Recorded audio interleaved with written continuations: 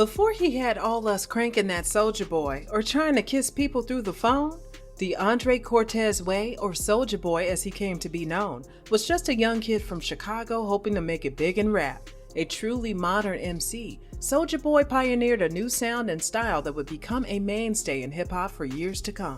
From viral dances to Twitter beefing, young Draco was doing it all before your fave ever stepped foot in a booth. Born in Chicago, Soulja Boy's interest in rap music started when his family moved down to Atlanta at the age of 6. Exposed to the sounds and cultures of the South, Soulja was inspired to pursue hip-hop. By 14, he left ATL and moved to Batesville, Mississippi to live with his father. Here, Way's dad helped the young MC explore his musical ambitions by providing him with a recording studio with which to work in. By November 2005, Way would begin posting his songs on the website SoundClick, a music-based social media where people can stream and download music. With his first batch of positive reviews, the Crank That MC made his move over to YouTube and MySpace, platforms that would later help establish Soulja Boy as a force to be reckoned with. Soulja's first full-length project was an independent mixtape, unsigned and still major, the album before the album, which released to little fanfare. But it was his first full official studio album that would propel the Southern MC into superstardom almost overnight.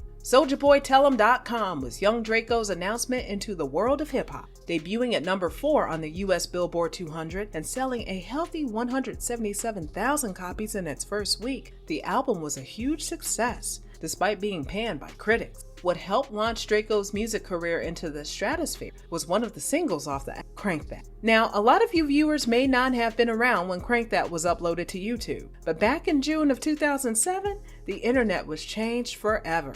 Everybody was doing moms, kids, grandmas, you name it. At a time where internet virality was rare and not understood, Soulja Boy's track exploded onto the scene and had everyone talking about it. The song was quickly picked up and used on a TV show Entourage, and by September, it had topped the US Billboard Hot 100 charts. The song even got young Draco a Grammy nomination for Best Rap Song, ultimately losing to Kanye West and T-Pain's Good Luck. With that though, Soulja Boy had officially arrived.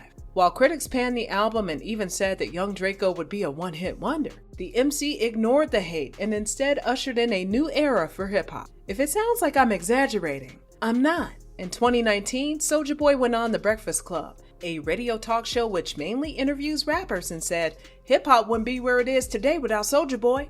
While Soulja was clowned, and some in the studio even laughed at him, he's completely right. In 2007, hip-hop was going through a rough time as the music industry suffered one of the biggest commercial downturns in its history. Rap, as the new kid on the block, was hit the hardest. Rampant bootlegging, dwindling promotional budgets, and an air of panic as the recording industry now had to contend with file sharing and the digital revolution all contributed to rap music going through a slump, both creatively and financially. What Soulja Boy did, though, was reinvent not just how hip-hop could be made, but marketed. With Crank That, the young MC showed that it was possible to make a hit song in a small and relatively inexpensive home studio, all while marketing and distributing your music on social media and streaming sites. Because of the accessibility of sites like YouTube, Soulja was able to get everyone from record execs to high schoolers listening to his track. The song also laid the blueprint that future MCs would take in the coming decades in fast-tracking their career. There's now an entire niche section of hip-hop dedicated to tracks that use the Crank That formula. What is that formula, you might ask? You pair an easy-to-learn dance with your latest single, and for a while you are almost guaranteed virality. Just ask Bobby Shmurda, Silento, and more recently, Blockboy JB, whose Shoot attracted the attention of Drake and became a nationwide hit. But Soulja's influence wasn't just in the business side of music. Culturally, the She Make It Clap rapper ushered in a new type of MC, one who uses humor to their advantage. Artists like Lil Yachty and Lil B coupled solid musical talent with an entertaining social media persona. Artists like Tekashi 6ix9ine made a name for themselves as big talkers who love to take shots at old heads, hoping to get a reaction back. Draco started all that. In recent years, the ex-Atlantan has become more of a meme than a respected artist, in part because of his antics on talk shows and on the internet. While Soulja Boy was no stranger to making bold and outlandish claims, it seems in recent years the rapper has really taken it upon himself to up the ante. Young Draco's now iconic "I was the first rapper too" line has transcended hip-hop and makes the artist look like more of a joke than he actually. Sure, some of his more dubious claims are hilarious today, like Soulja claiming to have invented FaceTime. Kiss me through the phone, anyone? Or his claims to be the first rapper to take a selfie. This one doesn't even seem like that, but put some respect on Soulja's name. The Pretty Boy Swag MC has a list of certified firsts, some of which are actually kind of impressive. Soulja takes the crown as he is the first rapper to go viral on YouTube. Nowadays, with so many artists getting their big break on social media, it almost seems like the norm.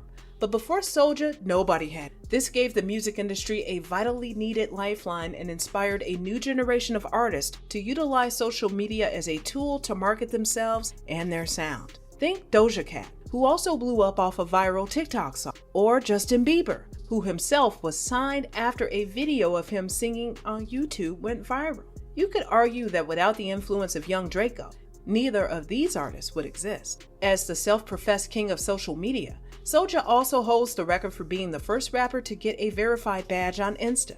Young Draco, who was also an early adopter of Instagram Live, streamed to his fans and announced that as the first rapper to receive the coveted blue tick, fans of the MC could now donate to him and send him messages that he could read out live.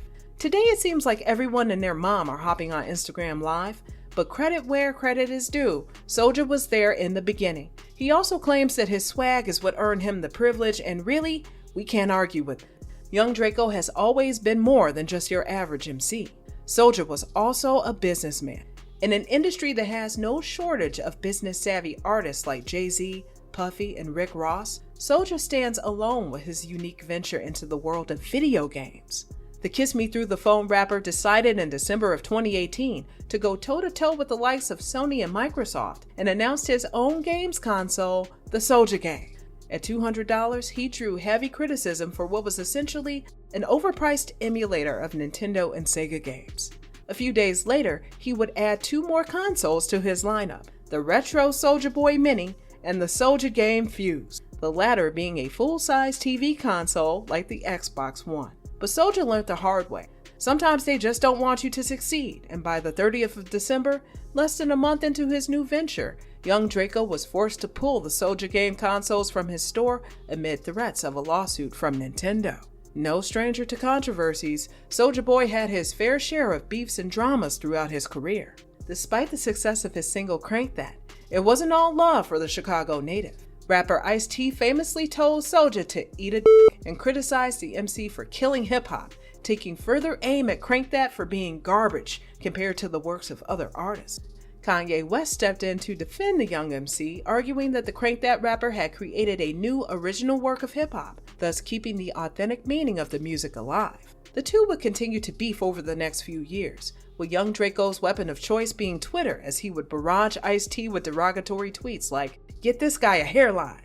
Soulja also beefed with fellow artist Bow Wow, claiming his Lambo was a rental. Soulja then challenged Bow Wow to a race, sending shots over Twitter.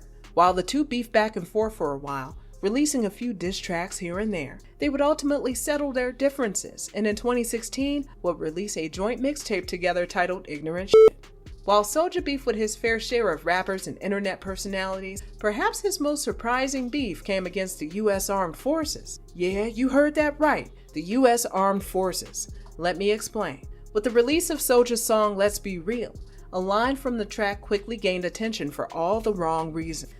The FBI and all the army troops. Fighting for what? Be your own man. I'll be flying through the clouds with green like I'm Peter Pan. I mean, seems pretty innocent, right?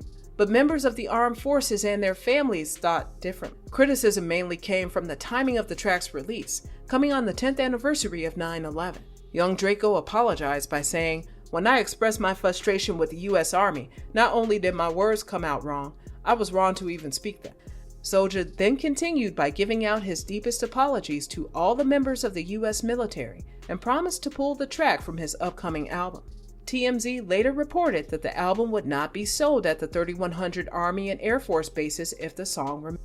As Soulja has proven time and time again though, just because you're a trendsetter doesn't mean you're right, and even the things that got you famous can bite back. In 2017, young Draco learned the hard way how social media can sometimes be more of a curse than a blessing. But in true Soulja Boy style, he is probably also the first rapper to live stream his own mugging. In an Instagram Live, young Draco records himself walking through an unnamed neighborhood, talking about how nobody can touch him and how Big Soulja don't catch no fade, Soulja worth too many M's. Well, in a cruel and also really funny twist of fate, some random guy shouts at Soulja from across the street, and Soulja goes over to talk to him. When the "Yeah" rapper tried to put his arm around the unnamed guy, tensions escalate and the two began squaring off. It's not exactly clear what happens next, but Soulja's phone ends up on the floor, and the next person to pick it up is the unnamed guy. Soulja repeatedly tells the guy to give him his phone back, but he ends the live stream before young Draco gets his hands on the device. I mean, you couldn't make this up. Soulja Boy is a product of modern hip-hop. That much is undisputed. His influence is huge and something we still feel today. Thanks to his social media skills, the MC has managed to remain in the spotlight despite not releasing any notable songs since before 2010. Soulja stands as a prime example of someone who's marketed himself well despite arguably little musical talent. No matter what the MC does next, he'll have fans watching, and that's more than can be said for a lot of other artists. Are you one of those fans? Or is Soulja Boy what the critics thought he would be? A one-hit wonder? Thanks for watching.